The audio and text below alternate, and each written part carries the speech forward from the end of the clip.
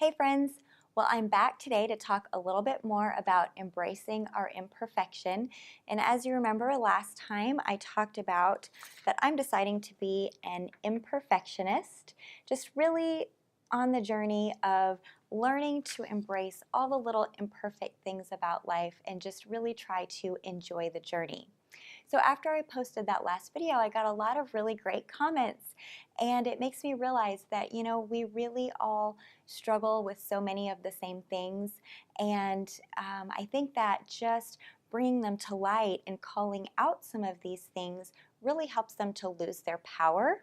So one of the comments that I received that I really identified with was somebody reached out and they said that they, for a long time, have considered themselves to be a discouraged perfectionist. And I really relate to that because I think when we impose this crazy expectation on ourselves to be perfect in some endeavor that we have, at the end of the day, really the only result can be that we're discouraged because that's really so unattainable, right? And so today, I just wanted to share a few of the things that pop up for me when I'm pursuing a goal or I have an idea or God has given me some kind of inspiration, and then I sort of get in my own way and let some of these things stop me. So I'm sharing them again in hopes that as we say these things out loud and as maybe you're able to start identifying with some of these things and labeling them in your own life as things that have caused you to stumble, maybe they'll begin to lose their power as you realize what they are. So, as I was thinking about when I have an inspired idea, when I have a goal, so when I'm writing a song or when I've had an idea to write a book or start a blog or start these videos, or maybe, you have decided you want to go back to school or change jobs or, just something that is a goal and it feels a bit lofty and you don't quite know all of the hows of how you're going to get there. To me, that always feels like I'm standing at the bottom of a mountain, looking up, thinking, how in the world am I going to get up there? And, there's a saying that we've probably all heard when we were, trying to get ourselves to do a paper in college or revamp our resume or something like that. People will say the hardest part is getting started, which I think is always true. But then, like I said, when we're imposing that standard of perfection on ourselves, it just makes it that much harder, right? So, speaking of getting started, my first thing that gets in my way is procrastination. Because when I'm standing at the bottom of that proverbial mountain, I've decided I want to record an album or whatever, and it seems like I have such a long way to go when I'm also deciding that the end goal needs to be perfect and the journey needs to be perfect because I don't want anybody to see me stumble on the way out of a fear of failure. Procrastination, I mean, honestly, kind of feels like I'm just sitting down at the bottom of that mountain. I have analysis paralysis. I think about all the ways that I could get up there, but then I think about all the things that could go wrong, and oh my gosh, what if it's not perfect, and what if I fall, and what if I mess up, and what if I can't do it? And so procrastination kind of takes over. Like I said, it is so hard to start sometimes on any kind of project, but it's just absolutely overwhelming when we're expecting ourselves to be perfect, the end result to be perfect, and the journey to be perfect. I would consider that to be just emotional overwhelm.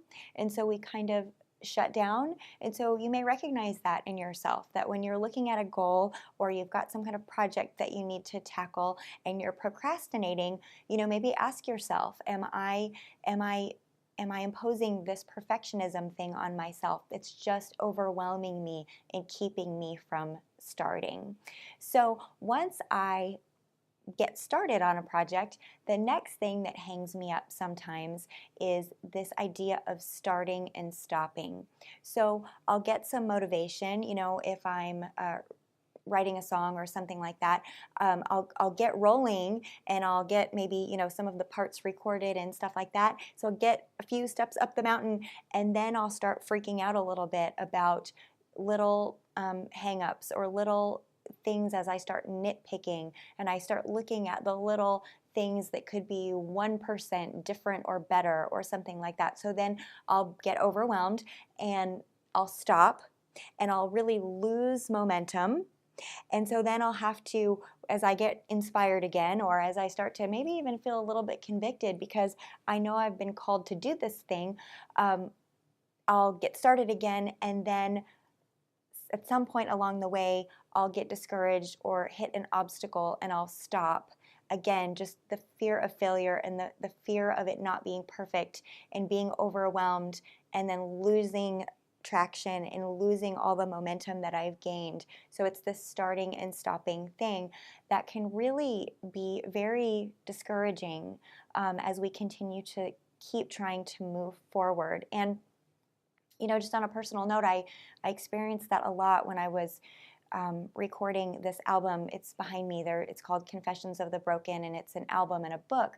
And so it took me several years to get the album and the book done, which doesn't seem terribly unreasonable, except that when I was doing the album, I would get parts laid down and I would lay down my vocals in the studio, and then I might hear one little thing that I didn't like or I didn't feel like I executed well, and I would shut down kind of the whole project for a while and just put it on the shelf because I would be so overwhelmed that I couldn't execute the thing right there that I needed to do, and I would get discouraged because it wasn't perfect. And so honestly, that project was years of starting and stopping and starting and stopping until I was finally able to get some tools to help me to really see it through to the end. So the last thing I'll mention that kind of plays into all this is indecision. And I think that perfectionism, and fear of failure really contribute to indecision.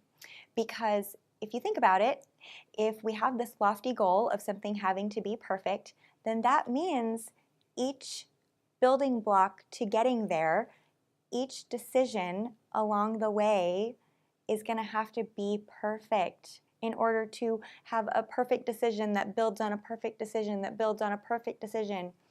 And again, that is just so unattainable, right?